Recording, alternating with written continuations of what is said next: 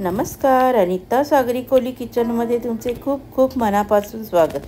आज आपण बनवणार आहोत माकली चिल्ली। बघा किती छान मस्त आहे ही डिश। चला आता आपण कृतीला सुरुवात करूया। प्रथम मी ही सराचा जो माकुल असतो तो घेतलेला आहे। त्याचे पीसेस करून स्वच्छ धुवून त्यामध्ये 1 चमचा आलं लसूण पेस्ट, अर्धा चमचा हळद, 1 चमचा लाल तिखट, चवीनुसार मीठ,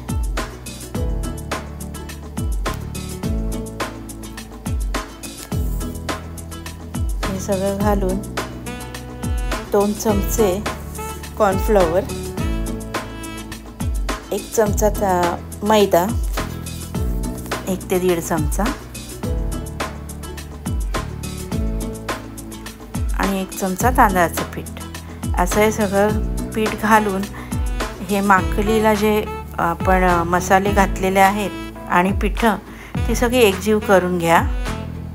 अशा प्रकारे मिक्स झालं पाहिजे।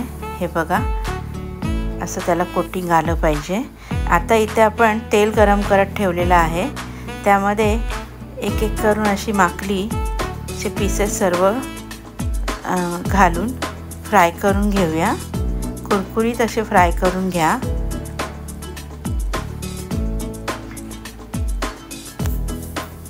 असे उलटे पालटे करून चांगले कुरकुरीत असे फ्राय करून घ्या। आपण ह्या 2 बॅचेसमध्ये तळून घेणार आहोत। पुन्हा एक ताव तळून घेऊया आपण। तो पण चांगला क्रिस्पी होईपर्यंत फ्राय करून घ्या आणि हे सर्व एका ताटात काढून घ्या।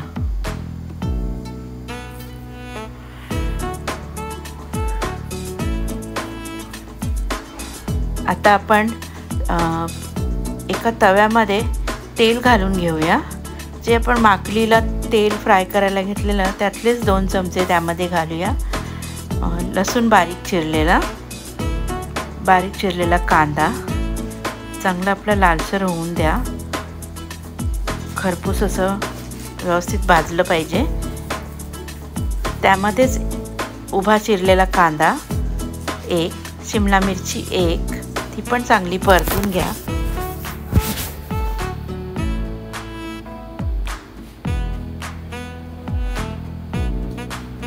त्यात 1 मोठा चमचा सोया सॉस घाला,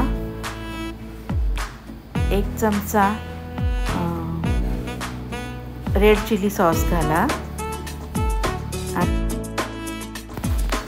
1 चमचा जिंजर गार्लिक पेस्ट सॉस घालून हे मिश्रण सगळे एकजीव करून घ्या।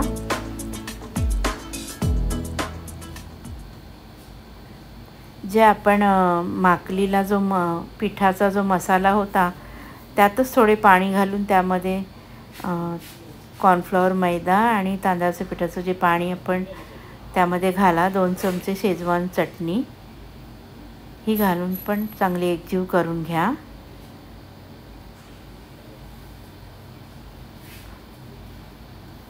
त्यामध्ये आता फ्राय केलेला थोडी कोथिंबीर, फ्राय केलेली माकली हे सगळं घालून चांगले एकजीव करून घ्या। थोडीशी साखर घालूया आपण किंचित। इथे कांद्याची पात, कोथिंबीर घालून आपली माकली चिल्ली तयार आहे। आता आपण डिशमध्ये काढून घेऊया।